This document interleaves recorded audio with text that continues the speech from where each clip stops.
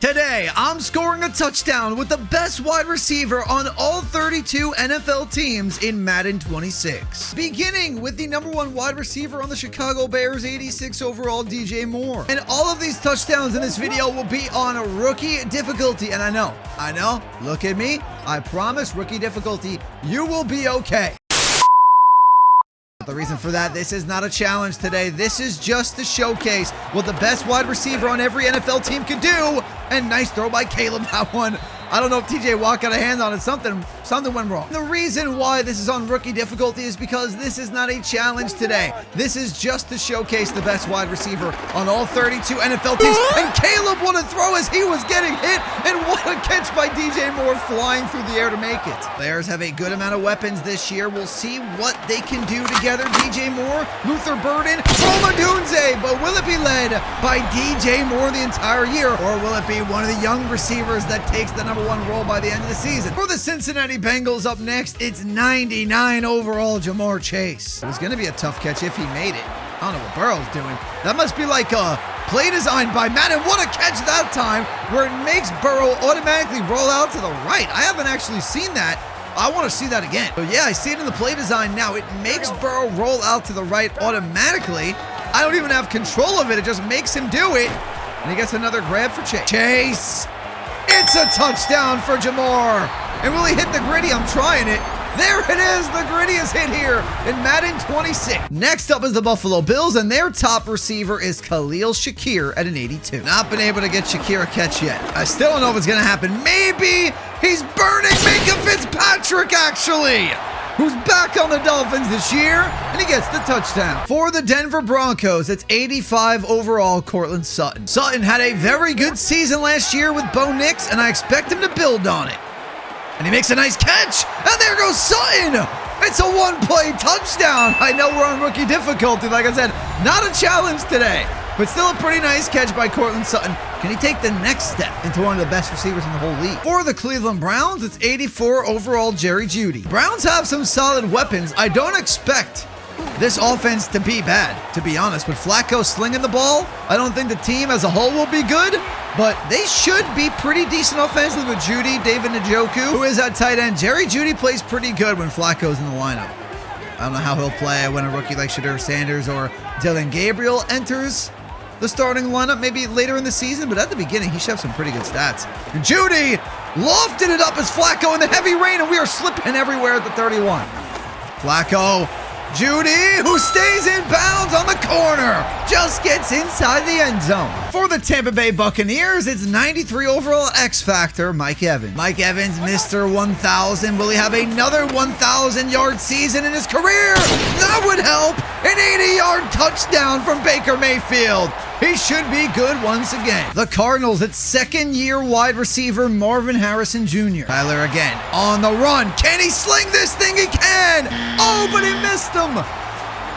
Oh, Marvin Harrison created the separation, and Kyler Murray sailed it over his head. That would have been a beautiful touchdown. Unfortunately, not going to happen. But Kyler to Marvin Harrison makes the grab at the 5. Strong catch. Now we run a little RPO. Wait for Harrison to get open as we try the run, and perfectly done.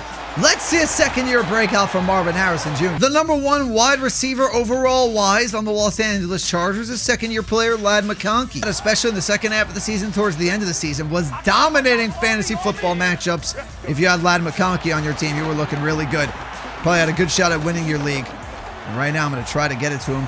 Herbert's going to have to run for his life and get it back to him, and he will at the 50. McConkey, what a route, cutting towards the outside. And Ladd McConkey going for a hurdle. Look at Ladd go for about 29. Let's see, Herbert has to get rid of it quick. McConkey inside the 5 at the 3. We're going to no-huddle this thing. Come on, Ladd, let's get him in the end zone. Put him on a nice and easy flat route. Keenan Allen should take that corner. Push him towards the end zone, and Ladd should be wide open. Perfectly done at the pylon. Now, the #1 wide receiver for the Chiefs overall-wise going into this season is Rashee Rice, but he will be suspended for 6 games. So instead, I'm going to go with Xavier Worthy for right now at an 80. Rice is on the field here, but he will be out for the first 6 games of the season. So I'm going to go with the guy that will be there week 1, and that will be Xavier Worthy. And Xavier Worthy now the fastest player in Madden at a 99 speed rating. He's got himself a long touchdown. For the Indianapolis Colts, it's going to be 82 overall Michael Pittman Jr. I think Pittman might be a little underrated going into this season, at least fantasy football wise. You can get him in like the 8th round in some. Oh, he broke a tackle and he's going to go. I just had a draft where he went like the 8th round. One took him right before I was able to get him. I did want him. But Michael Pittman Jr., maybe because of Daniel Jones at quarterback. This man's a good player. I don't know why he'd be so underrated this year. And for the Commanders up next, it'll be 94 overall X Factor, Scary Terry McLaurin. Little scary for the Commanders for Scary Terry throughout the offseason because we weren't sure if he was going to get a contract. But now he's signed. He's got his money. And why'd I spin? I tried to get too crazy. Would have been a touchdown, but he's out the 1. Now Terry one-on-one. Nobody even guarding him on the entire Chicago Bears defense. Not sure what they're doing. I don't know if I like that play call. It's an easy Terry McLaurin touchdown. Next up is the Dallas Cowboys at a 95 overall. It's CeeDee Lamb. I'd say Lamb should probably be about a 97, 98 overall, so I think he's still a little underrated here in Madden 26.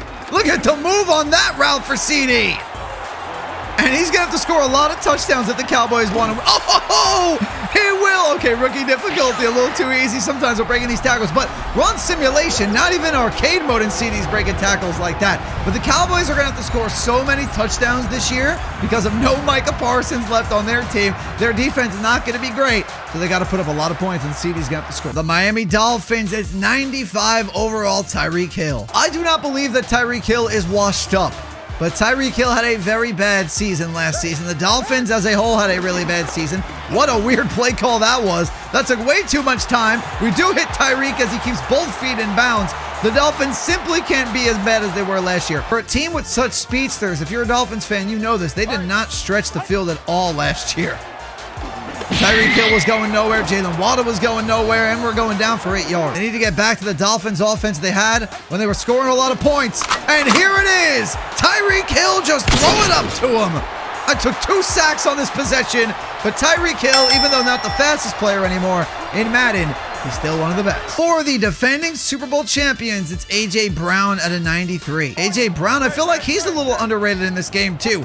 He's a guy that could probably be a 96, 97. Oh my, Jalen Hurts, what was that? He could probably be a 96, 97, but because of the fact that the Eagles don't throw the ball as much because they really just don't need to, especially last year, maybe his stats weren't as good as some of those receivers that are 95 plus this year. But let's see. Let's get A.J. Brown upgraded this year like a 95 overall. There's a Jalen Hurts. Good pass. There's a broken A.J. Brown tackle to the 39. Eagles have one of the best wide receiver duos in the league. They just don't need to use them when they have Barkley and they're able to run the ball as well as they can. A.J., what a catch. What an animation. To the 6-yard line. I swear simulation is giving me arcade vibes with some of these catches. Now we're going to keep it nice and easy. A curl route. A strong, oh wow, it's supposed to be in the end zone, but it's okay. A strong A.J. Brown catch and broken tackle leads to the touchdown. Drake London enters the 90 overall club at a 91 for the Atlanta Falcons. I didn't actually expect to see Drake London in the 90 overall club. I think he can get there this year though.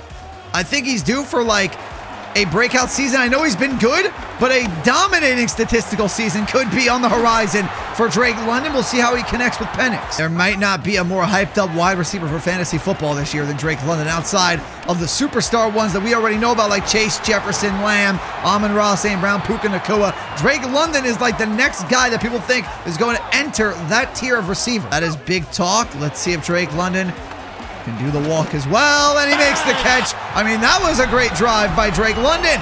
The Falcons' #1 receiver really take that next step. So similar to like what we had for the Chiefs, instead of a suspension, it's an injury for Brandon Ayuk, who will not start the season with the team. So we are going to go with Juwan Jennings at an 80 overall as the top 49ers receiver. Well, Ayuk will be on the field, but we're looking for Jennings here.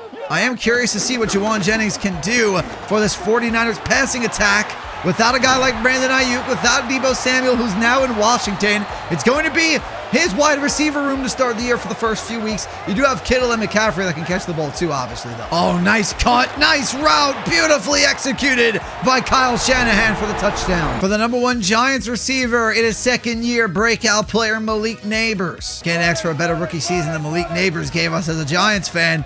And maybe he can even build on it now with Russell Wilson or Jackson Dart at quarterback.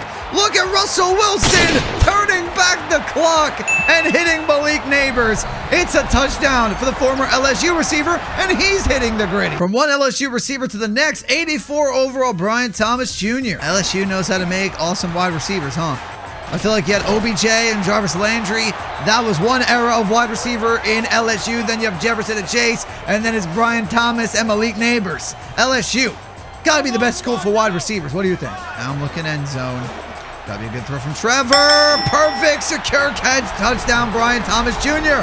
And another LSU player with a gritty. For the New York Jets, we got 86 overall Garrett Wilson. I hope that Justin Fields can show us a little bit something different than what he was doing in the preseason and in training camp, because he was not throwing it like a good quarterback. And Garrett Wilson has gone from Zach Wilson to Aaron Rodgers to Justin Fields. Nobody can get this man the ball successfully. We got Amon-Ra St. Brown, 96 overall for the Detroit Lions. And Amon-Ra St. Brown is my wide receiver one on one of my fantasy football teams, so I am rooting for him heavily this year. And Amon-Ra St. Brown, if he does this for me in fantasy, that'd be like 6.5 fantasy points. If he was able to get that touchdown, it would have gave me 6 more. You know what? That's fine. I'm going right back to it. You know what? That's fine. I'm going right back to it. Go right back to it. This time he will not drop the ball. It's a touchdown for my #1 receiver. The Green Bay Packers are a wide receiver room filled with pretty solid receivers, but nobody standing out. Romeo Doubs will be the highest overall. I know the Packers are hoping that Matthew Golden takes that step to being the #1 receiver. We will have to wait and see if that happens in the heavy snow. Romeo Doubs is open.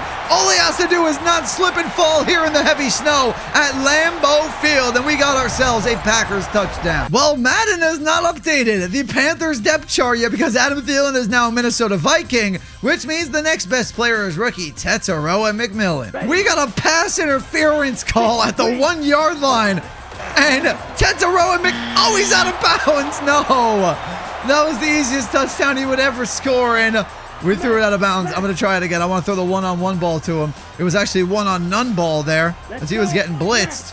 Try it again. This time, high ball that, and we missed it. Instead, we're going to go to the slant now. Make this thing nice and easy for the rookie receiver for the Panthers, who's going to be great. For the New England Patriots, we're looking at 88 overall Stephon Diggs. Oh, here we go. Stephon Diggs. Drake May. Come on, Drake. What are we doing? He was open. Trying the other side because he's open again this time. Drake May's got him. That's a touchdown for Diggs on his 4th team. For the Raiders, as of right now, Jacoby Myers is still on the team, not traded when I'm recording this video, so it's him at an 83. So by the time you're seeing this video, Jacoby Myers might not even be on the Raiders anymore.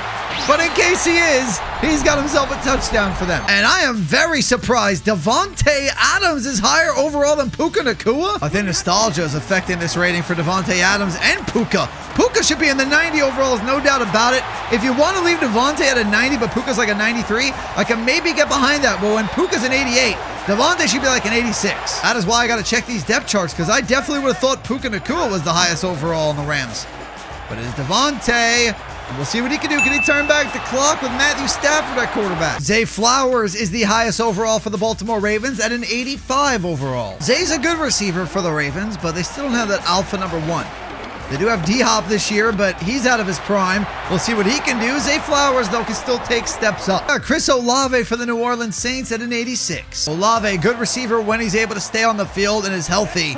But in the Saints offense this year, I don't really know who's going to thrive. Spencer Rattler, that's a pretty good throw on the run, but I'm not having high hopes for the New Orleans Saints this year. I think they're going to be one of the worst teams in the league, and that will affect Chris Olave, even if I do like him as a player. If Drew Brees was still on the team, they're looking pretty good, even if Derek Carr was here. But with Spencer Rattler, Tyler Shuck, whoever is going to be quarterback with this team, even if you scored a touchdown quick, you are not going to be playing Madden on rookie difficulty in real life. For the Seahawks, we have a tie between Cooper Kupp and Jackson Smith and Jigba at an 86 overall. I will score with one of them, whoever's open. We'll just wait and see who gets open between Cooper Kupp and Jackson Smith and Jigba. And JSN is wide open. Great throw, great catch by new quarterback Sam Darnold, and a touchdown for JSN. For the Pittsburgh Steelers, it's a new wide receiver to their team, DK Metcalf. I think Metcalf and Rodgers are going to surprise some people. I think they're a sneaky pick for the AFC Championship game. Based on the Steelers defense, some veteran play from Rodgers, that alpha outside one receiver in DK Metcalf, and the run game of the Steelers, don't think they can't make a sneaky run throughout the playoffs. Nico Collins is the Texans' #1 receiver at an 89. Nico Collins is a guy that could be inside the top 5 wide receivers by the end of the season. He was on track to do it last year, but he got injured like halfway through the season, missed some time. Oh, CJ, you got to hit him there. With similar play, not as far down the field, but Nico turning on the burners. Yeah, I think Nico Collins is going to be inside the top 5 receivers after the season's done. For the Tennessee Titans, we got 81 overall Calvin Ridley. Look at Ridley unguarded. Why did they And look at Calvin Ridley unguarded. Should be an easy touchdown for... There's actually no way. He was unguarded. He was unguarded. How in the world did he get tackled in dime? All right, same thing. No huddle that. Out route. Touchdown, Calvin Ridley that time. And we finished this video with maybe the best receiver in the world today, Justin Jefferson at a 99. We'll leave the debate in the comments down below. Who is the best receiver in football right now? Is it Jefferson? Is it Lamb? Is it Chase? Is it Puka Nacua? Is it Amon-Ra St. Brown? Is it someone else I'm not thinking of? At the current time of telling you, everybody, that at the current time of thinking about who is the best receiver in the NFL, but Justin Jefferson gets us an easy touchdown to end the video. And that's going to do it for this video, everyone. But if you want to see me score a touchdown with every quarterback in Madden 26, click this video right here.